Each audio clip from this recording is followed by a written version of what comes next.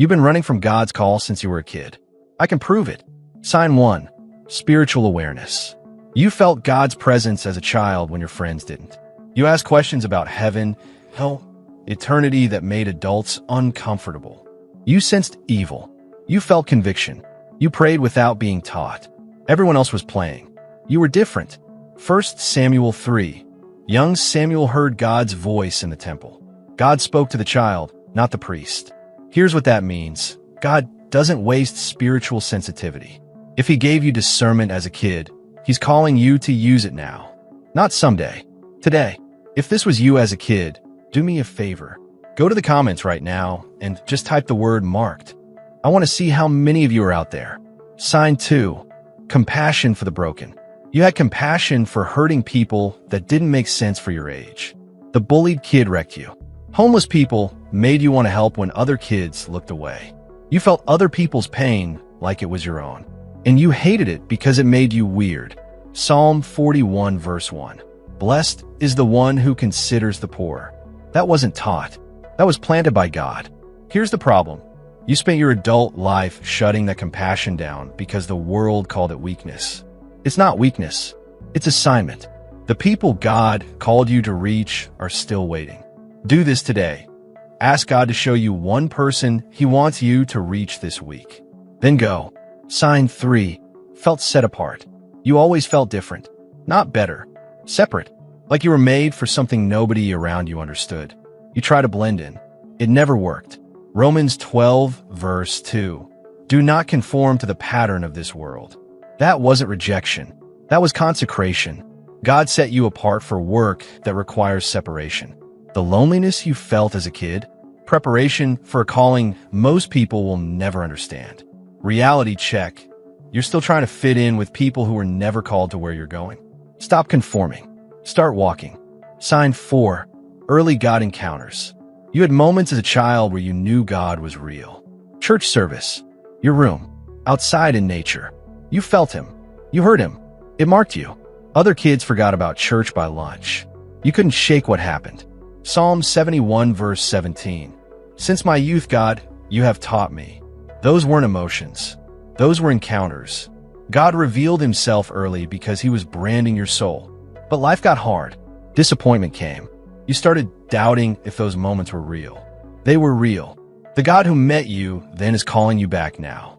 Listen, I want you to do something right now. Go to the comments. Type your age, and then type these 3 words. He met me. Let's build a testimony thread. I want to see who God touched early. Sign 5. Natural influence. People followed you, even as a kid. Not because you were loud, because they trusted you. They came to you with problems. They listened when you spoke. You might have hated it. You might have run from it. 1 Timothy 4 verse 12. Don't let anyone look down on you because you were young, but set an example. God doesn't give influence by accident. If people looked to you early, he was preparing you to lead. Brutal truth. You spent years either abusing that influence for yourself or hiding it because you didn't feel worthy. Neither is acceptable. God gave you a voice. Use it for him or answer for why you buried it. Do this today. Identify one area where God is asking you to lead. Family, work, church. Stop waiting for permission. Sign 6. Dreams and inner knowing. You had dreams, visions, or a deep knowing about your future. You knew you were meant for something specific, even if you couldn't name it. Preaching, helping people, building something significant, or just a knowing, I'm supposed to do something important. Joel 2 verse 28. Your old men will dream dreams. Your young men will see visions. God speaks to children because their hearts are still open, but you stopped listening. Fear, failure, opinions of others drown out what he showed you. Now life feels empty even when it looks successful. Why? You built someone else's dream while ignoring the one God gave you. And the older you get, the louder that truth screams. Now, those are 6 signs most of you recognize. But there's one more. Sign number 7. And listen carefully. Not everyone experienced this one. This sign is reserved for those God marked in a deeply personal way. If you experience this, you need to understand something. God didn't just call you. He sealed you. Here it is. Sign 7. You felt God speak your name. Not audibly, though some of you might have heard it, but there was a moment, maybe in prayer, maybe alone in your room, maybe in worship, where you felt him call you. Personally, specifically, not someone should do this. Not people need to hear this. You, Isaiah 43 verse 1. I have summoned you by name, you are mine. 1 Samuel 3 verse 10. The Lord came and stood there, calling as at the other times, Samuel, Samuel. God doesn't call crowds. He calls individuals. And if he spoke your name, even once, it means he has specific work that only you can do. Here's what makes this sign different. Most people hear about God. Some people hear from God, but only those he's marked for significant purpose hear him call their name. Moses heard it at the burning bush. Samuel heard it in the temple. Paul heard it on the road to Damascus. You heard it too. You just didn't know what to do with it. So you buried it, doubted it, called it your imagination. But it wasn't imagination. It was consecration. God branded your soul with your own name spoken from his lips. And that brand doesn't fade just because you've been running. If you experience this, if you felt God call your name even once, comment, he called me right now. I need you to see you're not alone.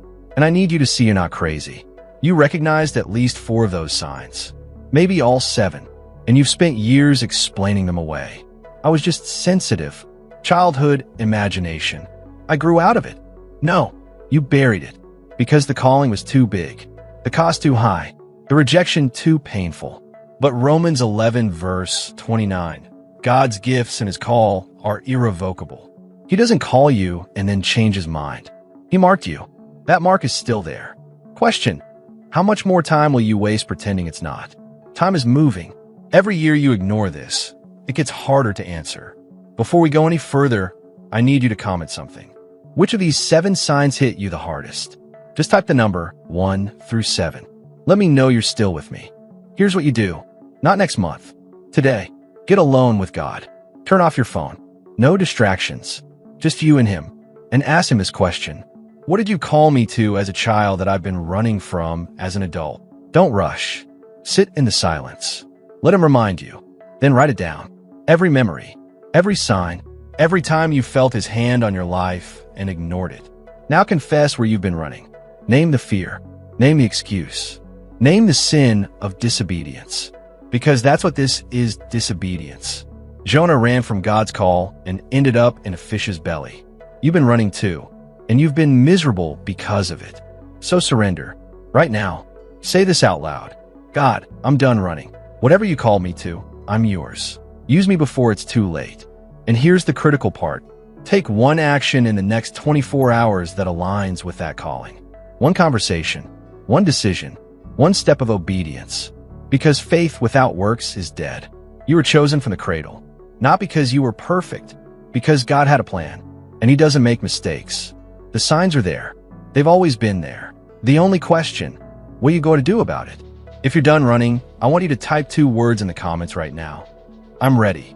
Make that declaration. Say it publicly. If this wrecked you, hit like so more men can find it. Your calling didn't die. It's been waiting. Now go answer it. The clock is ticking. Don't waste another day.